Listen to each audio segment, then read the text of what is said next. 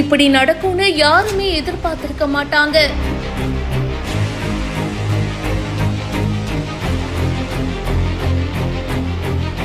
வண்டியை திருப்பும் போது இப்படி ஒரு கொடூர விபத்தா? அதிவேகமா வந்த கார் இருசக்கர வாகனம் மீது மோதல்.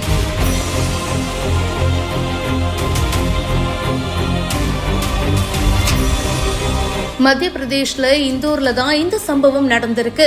லாஸ்டியா போலீஸ் ஸ்டேஷன் பக்கத்துல வேகமா வந்த கார் இருசக்கர வாகனத்தின் மீது மோதி இருக்கு. இருசக்கர வாகனத்துல வந்த 2 இளைஞர்கள் பரிதாபமா இறந்து போயிருக்காங்க.